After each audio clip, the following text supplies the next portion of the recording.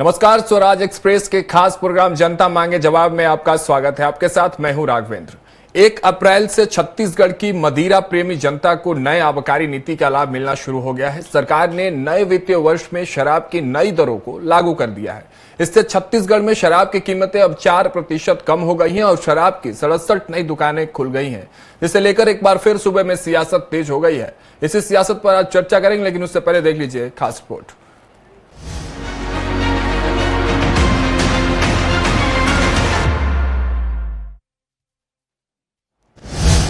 1 अप्रैल से प्रदेश में नई आबकारी नीति लागू। छत्तीसगढ़ के मदिरा प्रेमियों के लिए खुशखबरी। शराब की कीमतों में 4% की हुई कमी। 1000 रुपए की बोतल पर 40 से 50 रुपए तक कमी। बड़े ब्रांड के शराब की कीमतें भी घटी।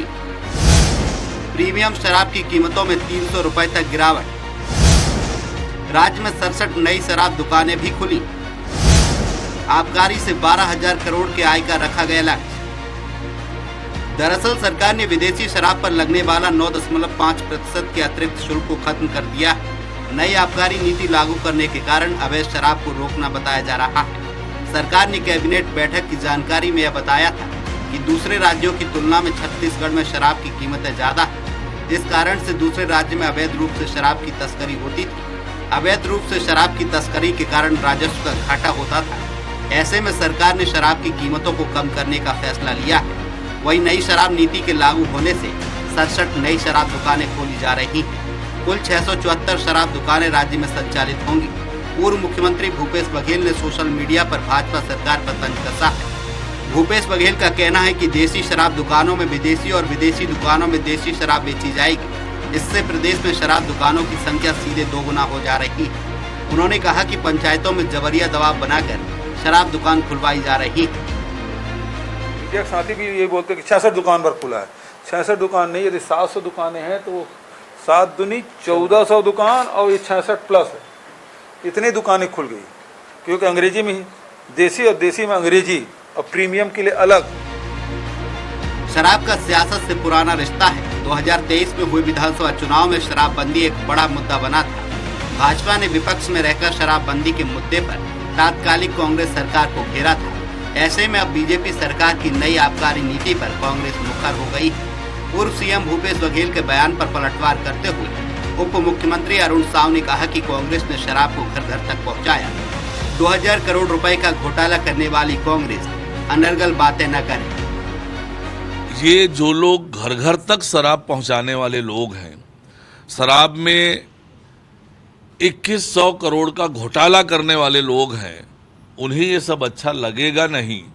अनर्गल बातें कांग्रेस के नेता मत करे जो घोटाले में लिप्त है, जो भ्रष्टाचार में लिप्त है। प्रदेश की राजनीति में शराब हमेशा केंद्र बिंदु रही है। बीजेपी विपक्ष में थी तो पूर्ववर्ती भूपेश सरकार पर शराबबंदी के वायदे पूरा करने के लिए खूब आंदोलन करती रही है। अब बीजेपी सत्ता में है तो विपक्ष बीजेपी सरकार की नीतियों पर सवाल उठा रहा है। अब देखना होगा कि प्रदेश सरकार की नई शराब नीति और विपक्ष के सवाल का जनता पर कितना असर पड़ता है। स्वराज एक्सप्रेस के लिए रायपुर से दिलीप साहू की रिपोर्ट।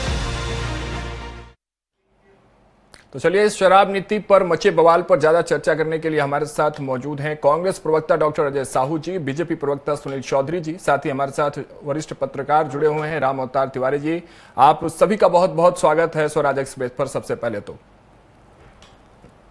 सुनील चौधरी जी, सबसे पहले आपका रुख करेंगे क्योंकि अब जो है छत्तीसगढ़ में मदिरा प्रेमी जितने हैं वो काफी खुश नजर आ रहे होंगे, झूम रहे होंगे, नाच रहे होंगे, क्योंकि आपने उनको ऐसी सौगात दे दी है कि भैया लो बोतल, और बोतल पे 4% की छूट, पियो और पीने दो। ये वाली नीति कहीं ना कहीं वहां वो नजर आ रही है। सारे मदिरा प्रेमी वहां खुश है, लेकिन जो कांग्रेस है वो आपको घेरते नजर आ रही है। वो कह रही है कि आपने इस नीति के पीछे भी एक नीति रखी है कि एक हाथ से लीजिए और दूसरे हाथ से दीजिए।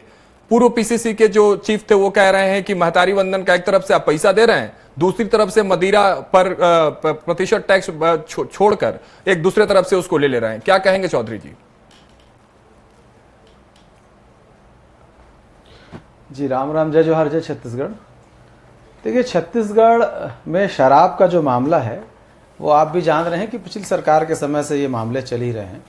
और जो सबसे बड़ी बात है, शराब का घोटाला पिछली बार हुआ, लगभग 2100 करोड़ रुपए का घोटाला छत्तीसगढ़ के अंदर में हुआ, जिसमें उस समय के मंत्री कवासी लखमा जी अभी जेल में हैं और धीरे धीरे बातें सामने आ रही है, सबको समझ में आ रहा है कि शराब का घोटाला हुआ। भारतीय जनता पार्टी की सरकार कहीं ना कहीं शराब में जिस प्रकार से तस्करी हो रही है या शराब में जो अंतर है उसको ठीक करने के लिए कि भैया राजस्व जो है छत्तीसगढ़ का, उसमें पिछली सरकार ने डाका डाला था, अपने ही राजस्व को लूटा, नकली होलोग्राम बनाया, नकली शराब बेची और कोचियागिरी को बढ़ावा दिया। और उसके कारण आप देखेंगे छत्तीसगढ़ में गली गली में, गली मोहल्ले में शराब बिकने लग गई। इस बार भारतीय जनता पार्टी ने एक तो पहला रेट का जो अंतर है कि बाजू के प्रदेशों में शराब जो है वो सस्ती मिलती है, जिसके कारण वहां से शराब यहां पर आयातित होती थी और छत्तीसगढ़ में राजस्व का नुकसान भी हो रहा है। और साथ ही साथ आप देखेंगे कि गली मोहल्लों में जो शराब बिकने के कारण शराब के आदी लोग जो है वो लगातार बढ़ रहे थे। भाजपा की सरकार एक सही दिशा में काम कर रही है कि उसको कहीं ना कहीं कंट्रोल करने का प्रयास किया जा रहा है। अब कांग्रेस आरोप लगा रही है, कांग्रेस को खुद को सोचना चाहिए कि शराब बंदी का वादा करके आप सरकार में आए थे, 5 साल में कर नहीं पाए, केवल घोटाला घोटाला करते रहे और घोटाला करते करते यहां तक पहुंच गए कि अब उसकी आंच जो है वो आपके मंत्री तक पहुंची और बहुत सारे लोग जेल में हैं। और यहां तक भी बातें आ रही कि शराब के घोटाले के पैसे को नक्सलियों को भी दिया गया था। तो ऐसी सारी बातें छत्तीसगढ़ में चर्चा का विषय है। कांग्रेसियों को तो कुछ बोलना नहीं चाहिए। चौधरी जी, सारा अनर्गल बयान चौधरी जी आप कह रहे हैं कि कांग्रेस ने कमा रहे थे। चौधरी जी आप आरोप लगा रहे हैं कि कांग्रेस ने घर घर तक, चलिए ठीक है आपकी बात मैंने सुन ली, आप आरोप लगा रहे हैं कि कांग्रेस घर घर तक शराब पहुंचाने का काम की 67 दुकानें आप भी नई बनवा रहे हैं, 67 दुकानें और नई खोली जा रही हैं। और उधर भूपेश बघेल आरोप लगा रहे हैं कि देशी और विदेशी शराब जो एक साथ बेचने का आपने जो फैसला लिया है, दुकानें तो इससे भी बढ़ती नजर आई। पहले जो अलग अलग बेची जाती थी तो संख्या जाहिर सी बात है कि ज्यादा होगी, अब दोनों को आपने मर्ज कर दिया तो संख्या खुद ब खुद घट गई। लेकिन उनका विस्तारण जो है, उनकी बिक्री तो उसी पैमाने पर की जाएगी अभी भी छत्तीसगढ़ में। देखिए सबसे महत्वपूर्ण विषय जो है वो समझने की बात है। पिछली बार क्या था कि दुकानें जो थी वो तो थी, उसके अलावा लोग गली गली में लेकर के खड़े रहते थे, गाड़ियों में, 2 व्हीलर में, 4 व्हीलर में। आप देखेंगे रायपुर के वीआईपी रोड में तो भैया कितने सारे लोग के कोरोना काल में वहां शराब मिल रही थी और किसके संरक्षण में मिल रही थी। स्थिति यह है कि अब हमने उसको कंट्रोल करने का प्रयास किया, कोचियागिरी पे लगाम लगाया, अवैध शराब को रोकने की कोशिश की गई है और जो राजस्व छत्तीसगढ़ के सरकार के खाते में आना चाहिए था उसको कांग्रेसी लूट करके ले जाते थे। वो राजस्व यदि है तो छत्तीसगढ़ सरकार के खाते में है, जिससे विकास के कार्य किए जा सके, जो छत्तीसगढ़ के लोगों के लिए काम किया जा सके। लेकिन अब कांग्रेस उसमें आरोप प्रत्यारोप कर रही है। वो बताया ना भाई कि कैसे कोचियागिरी को आपने बढ़ावा दिया था, वो बताया कि उस समय क्यों आपके मुंह नहीं खुलते थे, ये सारे बोलने वाले लोग क्यों शराबबंदी नहीं कर पाए। सारी बातें ये लोग किए चुनाव में, लेकिन शराबबंदी नहीं कर पाए। तो आपको भी तो जवाब देना चाहिए कि शराबबंदी की बात आप करते थे, ऊपर से डाका डालते थे, ऊपर से चोरी करते थे, नकली शराब बिकवाते थे। ठीक है साहू जी जवाब दे दीजिए। कह रहे हैं चौधरी जी की जो जख्म देते हैं उन्हें मरहम की बात करने की वो गुंजाइश उनको नहीं होती है। किस तरह से आपकी प्रतिक्रिया रहेगी, क्योंकि लगातार आप लोग जिस तरह से आरोप लगा रहे हैं और बीजेपी कह रही है कि गली गली घर घर तक, हाथों हाथों तक शराब पहुंचाने का काम कांग्रेस करती है, शराब घोटाला आपके मंत्री आपके नेता करते हैं, तो इसके बाद आपको कुछ बोलने की शायद आवश्यकता नहीं, ऐसा बीजेपी के प्रवक्ता कह रहे हैं। अजय जी देखिए राघवेंद्र जी, जिन लोगों ने कांग्रेस पार्टी की सरकार में लगातार 5 वर्षों तक शराबबंदी को लेकर आंदोलन किए, सरकार को बदलने तक की बात की, जिनका चुनाव में मुख्य मुद्दा शराबबंदी था, आज वो लोग इस प्रदेश के अंदर 67 नई दुकानें तो खोल रहे हैं, साथ ही 1400 अलग काउंटर भी खोल रहे हैं, जहां से अंग्रेजी की शराब की दुकान से देसी भी मिलेगी और देसी की शराब की दुकान से अंग्रेजी भी मिलेगी। तो लगभग जितनी शराब दुकानें प्रदेश में थी उसे दुगुना करने का काम इन्होंने किया। इनकी सरकार इससे पहले भी छत्तीसगढ़ के अंदर थी, 15 वर्षों तक डॉक्टर रमन सिंह मुख्यमंत्री थे। छत्तीसगढ़ देश का पहले नंबर का गोवा के बाद शराब खपत करने वाला राज्य था। वो तो हमारी जब सरकार बनी और हमने जब लॉकडाउन का समय आया और हमने देखा कि 15 वर्षों में छत्तीसगढ़ के लोगों को किस कदर भारतीय जनता पार्टी की सरकार ने शराबी बना दिया है कि जब शराब की दुकानें लॉकडाउन के दौरान बंद होती हैं तो लोग सैनिटाइजर पी करके मर जाते हैं। तो हमने उसका रास्ता निकाला, शराब की दुकानों को की संख्या कम की, जन जागरण लाया और यही कारण है कि हमारी संख्या 5 कम साल की, की लेकिन सरकार आपने में भी शराबबंदी जो छत्तीसगढ़ नहीं गोवा की। के बाद साहू पहले जी, नंबर में था, संख्या पहले कम की, नंबर लेकिन पे था, पूर्णतः शराब बंद आप भी पहले नहीं कर नंबर पे पाए। था भूपेश राघवेंद्र बघेल जी, मैनिफेस्टो में उसे लेकर आते हैं। 18वें सुन लीजिए नंबर पर साहू जी, लेकर के गए। नहीं सुन लीजिए ना, जो- मेरे सवाल सुन लीजिए, एक छोटा सा काउंटर सवाल सुन लीजिए। जी। आप कह रहे हैं कि आपने कम करने की कोशिश की, आपने कम की, मैनिफेस्टो में लेकर आते हैं भूपेश बघेल की सरकार बनते ही शराबबंदी कर दी जाएगी, शराबबंदी लागू कर दी जाएगी। शराब बंद नहीं कर पाए, आप भी कम करते गए। उस समय लखमा जी का एक बयान सामने आया था, जैसे सरकार बनी थी वो आबकारी मंत्री बने हुए थे, उन्होंने कहा कि अभी तो 6 महीने देखा जाएगा, उसके बाद कुछ सोचा जाएगा। 6 महीना भी आपने देखा और पूरी कार्य जब तक आपका चला, सरकार चली, आप देखते रह गए। आपने कम किया, बंद आप भी नहीं कर पाए साहू जी। तो जिनके घर शीशे के होते हैं वो पत्थर फेंक रहे हैं आप बीजेपी पर, उनसे हम सवाल निश्चित लेंगे, तौर पर लेकिन 15 इसका जवाब आप भी दीजिए। 15 वर्षों में राघवेंद्र जी 15 वर्षों में भारतीय जनता पार्टी की सरकार ने जिस तरीके से छत्तीसगढ़ के लोगों को शराब का आदी बना दिया था, इसका उदाहरण मैंने आपको बताया कि लॉकडाउन के दौरान जब शराब की दुकानें बंद थी तो किस तरह से लोगों ने सैनिटाइजर पी करके जाने दी हैं। तो एक तरीके से हम एक तरफा निर्णय लेकर के शराबबंदी करने के बाद ऐसी कोई स्थिति नहीं लाना चाहते थे कि प्रदेश के अंदर इस तरीके से जो लोग जो हैं वो दूसरे नशे की तरफ जाएं, सूखे नशे की तरफ जाएं या सैनिटाइजर की तरफ जाएं, स्प्रिट की तरफ जाएं। तो हमने जन जागरण के माध्यम से जो छत्तीसगढ़ गोवा के बाद नंबर 1 के पायदान पे था, उसे हमने 18वें नंबर तक ले जाने का काम किया। प्रति व्यक्ति शराब की खपत जो थी उसे कम करने का काम किया। और भारतीय जनता पार्टी के मेरे काबिल मित्र जो हैं वो कह रहे हैं कि इस प्रदेश के अंदर हमने शराब घोटाला किया। जिस प्रदेश के अंदर डॉक्टर रमन सिंह जी की सरकार में शराब से 3000 करोड़ का राजस्व आता था, उस राजस्व को अगर हमारी सरकार ने 6,900 करोड़ तक पहुंचाया तो घोटाला कहां से कर दिया। केंद्र की सरकार जिस तरीके से विपक्ष पर आरोप लगाती रही है, विपक्ष के लोगों को बदनाम करती रही है, तो उसको लेकर के आप ये बात कह सकते हैं। लेकिन राघवेंद्र जी, विधानसभा के अंदर कांग्रेस के सम्मानित सदस्य राम कुमार यादव ने एक प्रश्न किया था, जिसके जवाब में माननीय मुख्यमंत्री ने कहा कि राम कुमार यादव का प्रश्न था क्या 2100 करोड़ का कोई शराब घोटाला प्रदेश में हुआ है। विधानसभा के अंदर माननीय मुख्यमंत्री जी का लिखित में जवाब है कि उनकी जानकारी में ऐसा कोई घोटाला नहीं है। तो उनके उप मुख्यमंत्री क्या अपने मुख्यमंत्री की बातों से इत्तेफाक नहीं रखते हैं क्या? भारतीय जनता पार्टी के प्रवक्ता टीवी चैनलों में बैठ करके जो आरोप लगा रहे हैं वो अपने मुख्यमंत्री की बातों से इत्तेफाक नहीं रखते हैं? मुख्यमंत्री का जो लिखित भाषण है, लिखित जवाब है, वो और भारतीय जनता पार्टी का जो वक्तव्य है, दोनों में इतना विरोधाभास है। ये दर्शाता है कि ये सरकार किसके भरोसे चल रही है, किसके इशारे पर नए शराब के दुकान खोले जा रहे हैं। कौन आदमी है जो ऐसा षड्यंत्र रच रहा है कि आप इस प्रदेश की माताओं बहनों को 1000 रुपया महीना देने का काम करते हो, लेकिन शराब का आदी बना करके उसके पति से आप 3000 रुपया महीने का की उगाही करने का भी काम साथ में कर रहे हो। तो ये छत्तीसगढ़ की जनता देख रही है, आपके झूठ को देख रही है, आपके फरेब को देख रही है। आपने वादा किया था 500 रुपए में सिलेंडर देने का, आपने मोदी की गारंटी दी थी कि महिलाओं को 500 रुपए में सिलेंडर दिया जाएगा, लेकिन आप शराब सस्ती करके उनके जेब में डाका डालने का काम कर रहे हो। क्या हुआ मोदी की गारंटी का? क्या हुआ आपके विपक्ष में रहते हुए आंदोलन का? अजय जी, आप जिस तरीके से अजय जी आपने स्थितियों की बात की कि तब आप क्यों नहीं शराबबंदी कर पाए, लेकिन यह भी स्थिति बता रहे सुनील चौधरी जी की अभी इन्होंने दर इसलिए कम किया क्योंकि बाकी स्टेट्स में जो शराब के दामें हैं वो काफी कम है छत्तीसगढ़ की तुलना में, इसलिए इन्होंने कम किया। वो इनकी नीतिगत तरीका है, नीति की तरह वो काम कर रहे हैं। तो इनकी भी स्थिति है, शायद इनकी भी यही मानसिकता होगी कि अचानक से अगर शराबबंदी कर दी जाए तो यहाँ के लोग और प्रभावित हो जाएंगे, जहरीली शराब की ओर रुख करते हैं। छत्तीसगढ़ से आए दिन खबरें आती है कि जहरीली शराब के सेवन से इतने लोग की मृत्यु हो गई।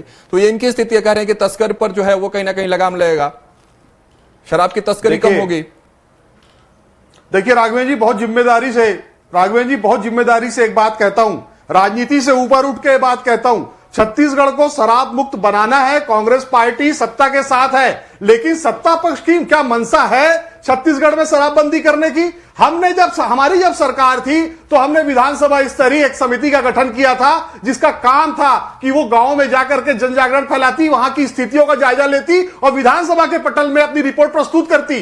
तो विपक्ष का होने के नाते भारतीय जनता पार्टी ने 5 वर्षों तक अपने सदस्यों के नाम नहीं दिए। मैं आज फिर कहता हूं कि आप कोई ऐसी समिति बनाइए जिससे इस प्रदेश के अंदर शराबबंदी के लिए एक कदम आगे बढ़ा जा सके। आप तो 67 दुकान खोलने की बात कर रहे हैं। आपको शराब दुकानों की संख्या कम करनी चाहिए थी। आपको देसी विदेशी जो दुकानों का आपने कंबाइन किया उसको आपको कम करना चाहिए था। आपकी मंशा साफ है। आप जो पैसा महतारी वंदन में देना चाह रहे हो उस पैसे को आप उनके पतियों के माध्यम से वापस सरकार के खजाने में लाने का काम कर रहे हो। रामावतार जी आपके पास आते हैं, लेकिन उससे पहले एक छोटा सा जवाब ले लेते हैं चौधरी साहब से।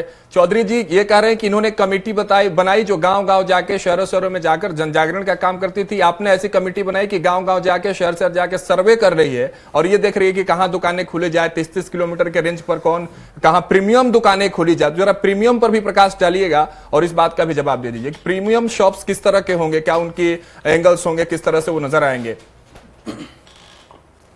चौधरी जी देखिए, सबसे पहले मैं बता दूं कि ये कह रहे थे कि हमारे समय में छत्तीसगढ़ में शराब की खपत कम हो गई थी।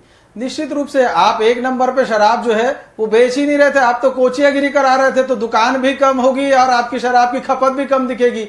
भैया आप सिर्फ कोचिया बना करके 2 नंबर की शराब बेचने का काम करते थे। दूसरा एक महत्वपूर्ण विषय इन्होंने कहा कि माननीय मुख्यमंत्री जी ने विधानसभा के अंदर में कहा कि कोई घोटाले की जानकारी नहीं है। देखिए, मामला न्यायालय में है और प्रक्रियाधीन है और जब तक के कोई निर्णय नहीं आता, माननीय कोई भी मुख्यमंत्री हो या कोई भी सदन के अंदर में इन बातों को स्पष्टता से नहीं कहा जा सकता, क्योंकि वो ऑन रिकॉर्ड हो जाती है। दूसरा ये कहते हैं कि विधानसभा की समिति हम शराबबंदी के लिए बनाए थे। भैया, समिति बनाए थे या कुछ भी कहते, आपकी मंशा थी ही नहीं शराबबंदी करने की। भारतीय जनता पार्टी स्पष्ट रूप से छत्तीसगढ़ की जनता जानती थी कि आपकी मंशा शराबबंदी की थी नहीं। यदि आपकी मंशा शराबबंदी की होती तो उस दिशा में बढ़ते। लगातार इनके दौरे प्रवास हुए, कभी सुनाई आता था कि कोई गोवा जा रहा है, कभी कोई कहीं और जा रहा है, कभी कोई कहीं और जा रहा है, लेकिन होना जाना कुछ नहीं था। और एक महत्वपूर्ण विषय आप कह रहे हैं कि प्रीमियम दुकानों की बात है। प्रीमियम दुकानें पहले से हैं, इनके समय से हैं। प्रीमियम दुकानें आप देखेंगे रायपुर शहर में विभिन्न स्थानों पर खुली हुई हैं, तो ये दुकानें जो है वो चल ही रही हैं। अब देखिए, राजस्व यदि हमारा नुकसान होता है किसी कारण से और पड़ोसी राज्यों से सस्ती दर पे शराब आ जाती है, कोचियागिरी को बढ़ावा मिलता है, तो कहीं ना कहीं सरकार इसको ठीक करने की कोशिश कर रही है और इसलिए ये सब ठीक करने का काम कर रहे हैं। महतारी वंदन से इनको बहुत तकलीफ है। ये हर चीज को महतारी वंदन में ले आते हैं। माताओं बहनों को 1000 मिल रहा है, कांग्रेस को बर्दाश्त नहीं होता। 500 रुपए देने का वादा ये लोग भी किए थे, 5 साल में कर नहीं पाए। जैसे ना शराबबंदी कर पाए, वैसे ही 500 रुपए महिलाओं को, माताओं को देने का वादा भी पूरा नहीं कर पाए। पूरी तरीके से वादा खिलाफी करना, भ्रष्टाचार करना, घपले घोटाले करना, यही इनका काम था। और अब प्रश्न उठा रहे हैं भूपेश बघेल जी, प्रश्न उठा रहे हैं शराब पर। आपके मंत्री क्यों अंदर हैं? आपके अधिकारी क्यों अंदर हैं? कैसे आपके पार्टी के नेताओं के यहां से नकली होलोग्राम खोद के खेत से निकल रहे थे, कैसे नकली बोतल निकल रही थी, तो जरा वो भी तो बताएं। आपके कार्यकाल छुपे हुए नहीं है। आज जब सरकार ठीक कर रही है तो उस दिशा में जब आगे बढ़ रहे हैं तो आप बोल रहे हैं, लेकिन अपने समय भी बोलते। कांग्रेस के नेता क्यों उस समय नहीं पूछते थे भूपेश बघेल जी से? क्यों नहीं पूछते थे कवासी लखमा जी से? पूछना चाहिए था।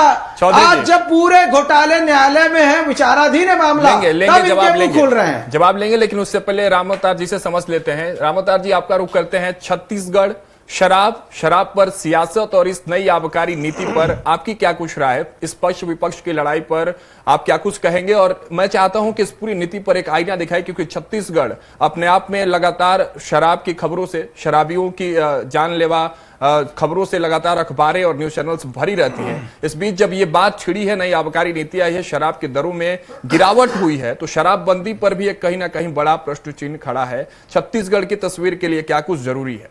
रामावतार जी। शराब एक सामाजिक बुराई है, इसको हतोत्साहित करने के लिए कदम उठाया जाना चाहिए, क्योंकि छत्तीसगढ़ के गांव-गांव में शराब बिक रहे हैं और जो युवा पीढ़ी है वो बर्बाद हो रहे हैं, कई घर उजड़ रहे हैं और जो एक सामाजिक बुराई है वो दिनों दिन अलग अलग वर्गों में, महिलाओं तक में पहुंच रहा है। तो ये एक सामाजिक बुराई के लिए समाज को दिशा देने के लिए सरकार का काम वेलफेयर का है। सरकार सामाजिक काम करना चाहिए कि समाज को कैसे व्यवस्थित किया जाए, अच्छे समाज का निर्माण किया जाए। उसमें कोई भी सरकार इस दिशा में सोच नहीं रही है। पहली बात, शराब से वैध कमाई और अवैध कमाई दोनों कमाई सरकार होती है, क्योंकि दिनों दिन लोगों को मुफ्त में देने की, छूट देने की जो परंपरा बढ़ती जा रही है राजनीति में, उसके कारण बहुत ज्यादा पैसे की जरूरत होती है। वो पैसा आएगा कहां से? वो पैसा आएगा शराब से, खनिज से, परिवहन से। इन जगहों से जो पैसा आता है, उसी पैसे के राजस्व की वृद्धि के लिए ये कदम उठाए जाते हैं और शराबबंदी का नाम तो लिया जाता है। शराब को हतोत्साहित करने की बात तो की जाती है, परंतु जो ठोस कदम उठना चाहिए, निर्णायक कदम उठना चाहिए, उस पर कोई भी सरकार नहीं उठाती। सरकार को वेलफेयर काम से ज्यादा महत्वपूर्ण टैक्स हो गया है। अब टैक्स पे ज्यादा ध्यान सरकार इसलिए देती है कि ऐसे टैक्स के पैसे आने से, चाहे मातारी बंधन हो, चाहे बहुत सारी योजनाएं जो चल रही है, उन योजनाओं को कैसे पूरा होंगे, इसके लिए जो टैक्स में बढ़ाया जाता है, शराब की खपत बढ़े, इसके लिए योजना बनती है, दुकानें बढ़ रही है, तो ये चिंताजनक बात है। अब इसको चिंता को कैसे दूर करेंगे? जो परिवार उजड़ रहे हैं शराब से, उनके लिए अस्पताल खोल दें, उनको और कैसे ये इसका दायरा सिमटे, हतोत्साहित करने का, इस पर कोई भी सरकार ध्यान नहीं दे रही है, क्योंकि सरकार को इससे राजस्व मिल रहा है। राम अवतार जी, वही सवाल है ना राम अवतार जी। देखिए, कोई भी सरकार हो, एक मिनट में रोक रहा हूं आपको, इस सवाल के साथ आपको रोक रहा हूं, इसका भी जवाब देते चलिएगा साथ ही में, कि कोई भी सरकार हो, सबसे बड़ा परसेंटेज जो राजस्व में आता है वो शायद इसी आबकारी और शराबों से ही आता है। तो आबकारी विभाग को भी टारगेट सेट करती है सरकार, कितने, इन्होंने भी 12,000 या कितने हजार करोड़ का टारगेट सेट किया कि सालाना इतना आना चाहिए। तो मैं आपसे यह भी समझना चाहूंगा कि विकल्प भी बताइए कि शराब बंदी होती है तो इसका जगह पर क्या विकल्प होगा कि राजस्व में उस तरह की कमी महसूस ना की जाए। देखिए, पहला ये कि आप अगर गुजरात देखें, बिहार देखें, दोनों जगह राज्य में शराबबंदी हुई है। शराबबंदी के निर्णायक कदम वो उठाए हैं, उसमें आंशिक सफलता मिली है, पहली बात।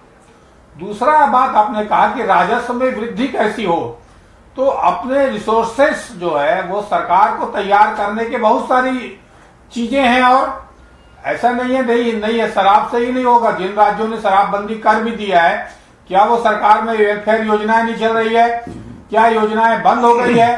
तो जिस तरह से उद्योग को, व्यापार को जिस तरह से सरलीकरण किया जा सकता है, रोजगार, स्वरोजगार के लिए ध्यान दिया जा सकता है, जिस खनिज संपदाओं का, वन संपदाओं का कैसे उपयोग और बेहतर तरीके से हो सकता है, इसके लिए सरकार को प्लान तैयार करना पड़ेगा। हमें देखते हैं कई ऐसे राज्य हैं जहां खनिज नहीं है, शराब मान लो उत्पादन नहीं भी हो रहा है, तो भी वो राज्य तो चल रहे हैं, उस राज्यों का विकास हो रहा है। तो ये सामाजिक बुराई के लिए आप शराब को हतोत्साहित करने के और भी तरीके बहुत सारे हो सकते हैं।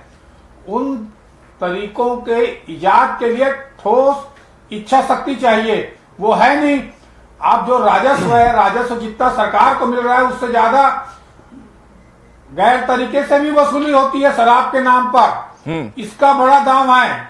जो पार्टियों में सभा, सम्मेलन, आंदोलन जो पहुंचते हैं रसद, उनके लिए भी जो पैसा है, शराब का पैसा नेताओं के बीच, अफसरों के बीच अलग अलग जगह बढ़ते हैं, वो पैसा अलग है। राजस्व, जितना राजस्व मिलता है उसका दुगना तो अवैध तरीके की वसूली है। बिल्कुल। तो इस पर भी ध्यान देने के कारण इसमें कोई सख्त कदम नहीं उठाते हैं।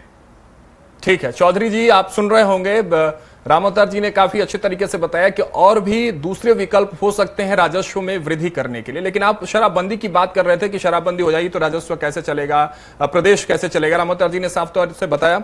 एक मैं आपको मीडिया रिपोर्ट आपको बताना चाहता हूं, 17 जून 2011 का है, मेरे हाथ में वो रिपोर्ट है। उस समय रमन सिंह मुख्यमंत्री थे।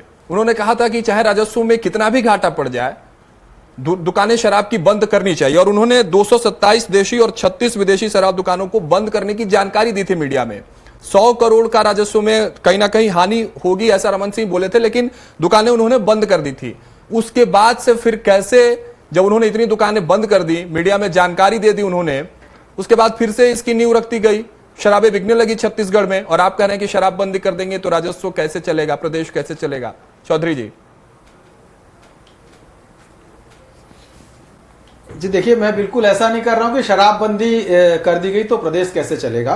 माननीय डॉक्टर रमन सिंह जी के समय की बात है और उस समय जो हमारी धार्मिक नगरियां हैं, ऐतिहासिक धार्मिक नगरियां, वहां पर के शराब दुकानों को बंद किया गया था और निश्चित रूप से ये शराब की बंदी की दिशा में एक महत्वपूर्ण कदम था। दूसरा, आज के परिप्रेक्ष्य में हम बात करें तो अभी जो गली गली में शराब बिकती थी, जो कोचियागिरी होती थी, उससे शराब बहुत ज्यादा मात्रा में और बच्चों के बीच पहुंचती थी। आप देखेंगे कि स्कूल के बच्चे, पिछले कार्यकाल में देखेंगे कांग्रेस के स्कूल में बच्चे बच्चियां भी, छात्र छात्राएं भी शराब पीते हुए, पार्टी करते हुए उनके वीडियो जारी हो जाते थे और बहुत सारी ऐसी अव्यवस्था का आलम था। उन सारी चीजों को ठीक करने के लिए छत्तीसगढ़ की वर्तमान सरकार ने बहुत सारे जो कदम है वो उठाने का प्रयास हम कर रहे हैं और उस दिशा में आगे बढ़ रहे हैं। निश्चित रूप से शराब जो है या नशा जो है वो एक सामाजिक बुराई है और उसको खत्म करना चाहिए और उसी दिशा में बढ़ रहे हैं कि भाई दुकान हो लेकिन गली गली तक आसानी से पहुंचना हो। दुकान होगा तो कोई नाबालिग तो खरीदेगा नहीं और दुकानदार उसको देगा भी नहीं। ना इस प्रकार का कुछ होना है कि 2 नंबर की शराब आपको घर में मिलने वाली।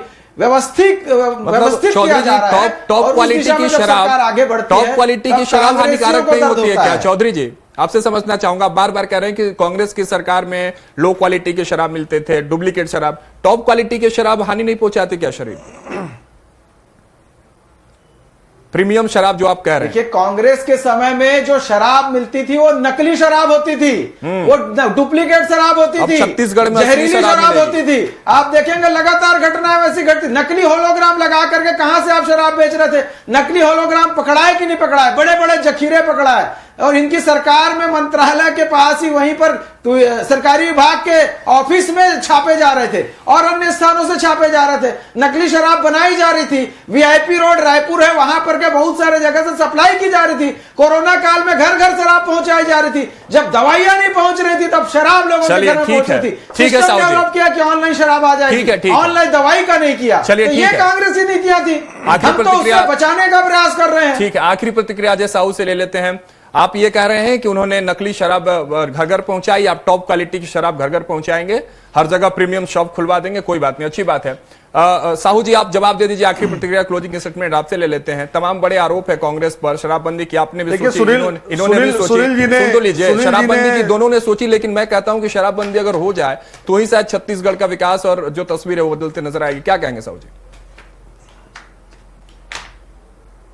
निश्चित तौर पर शराबबंदी छत्तीसगढ़ के लिए बहुत जरूरी है, लेकिन शराबबंदी को लेकर तत्कालिक कोई निर्णय नहीं हो सकता है क्योंकि छत्तीसगढ़ के लोगों को जो डॉक्टर रमन सिंह की सरकार ने 15 वर्षों तक शराब का आदी बनाने का काम किया, उसके बाद में डॉक्टर रमन सिंह जी ने जो नीति बनाई, शराब की दुकानें कम की, हम भी उसी रास्ते पर चलते हुए शराब की दुकानों को बंद कर रहे थे। लेकिन अभी की जो भारतीय जनता पार्टी की सरकार है वो तो दुकानें बढ़ा रही है, वो तो ढाबों को, होटलों को परमिशन दे रही है, एयरपोर्ट में बार खुल रहे हैं, प्रीमियम शॉप खुल रही है।